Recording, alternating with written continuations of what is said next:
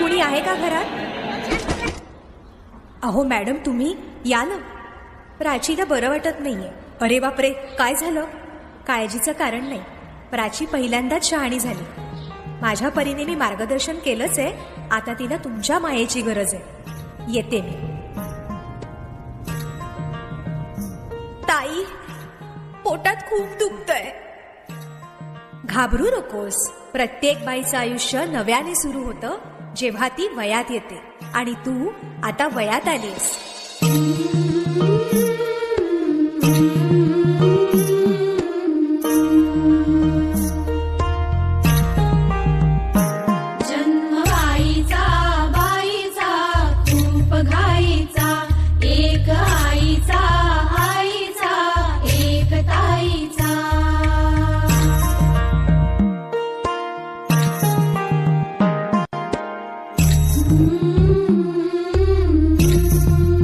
पाठ दुखते.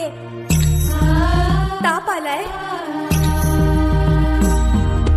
काय मी सांगू, काय हे झाले, का तुला सखये नाहणे आले. माय ही सांगे अर्थ मायेचा, जन्म बाईचा, बाईचा खूप घाईचा. मुलगी एकदा नाही तर 3 वेळा जन्म घेते. एकदा आईच्या पोटातून, एकदा ती आई होते तेव्हा. पण तिसरी आणि महत्वाची वेळ म्हणजे ती आई होण्यास सक्षम होते तेव्हा. बाहुली होती खेळ खेळाया, चाहली मोठी पोहली काया. गंधवे सारा गंध जाईचा, जाणवे आता वेगळे काही, जाणवे आता वेगळे काही. रंगल्या साऱ्या या दिशा दाही, भास कोणाचा रोज रातीचा. हे एक सुंदर वरदान आहे जे फक्त स्त्रियांना मिळतं. आई बाबा, मी शाळेत पहिली आले. आई कुठे आहेस तू? आज आपल्या प्राचीला पाहायला पाहुणे मंडळी येणार आहेत. जा, तयारीला लागा. अहो पण किती लहान आहे ती. बाई माणसांना जेवढं सांगितलं जातं तेवढंच करावं. निघा.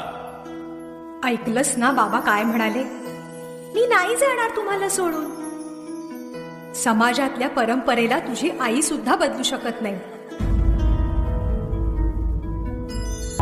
सुन्या सुन्या मनामध्ये सूर हलके, नव्या जुन्या आठवणी भास परके. दारी सनईचे सूर दाटे मनी, हूर हूर चाले विरहाचा पुढे वारसा. हळदीने सजली काया, सासरची मिळेल माया. तू नसशील ना सासरी माया करायला. मुलगी म्हणून जन्माला येणं हाच आपला गुन्हा आहे. कसं सांगू, कसं शिकवू तुला?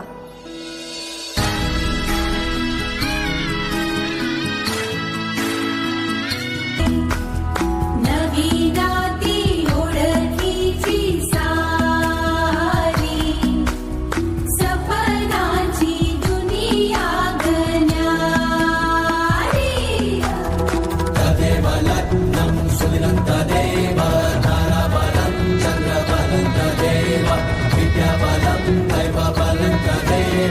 लक्ष्मीपते देवी युगं स्मरा.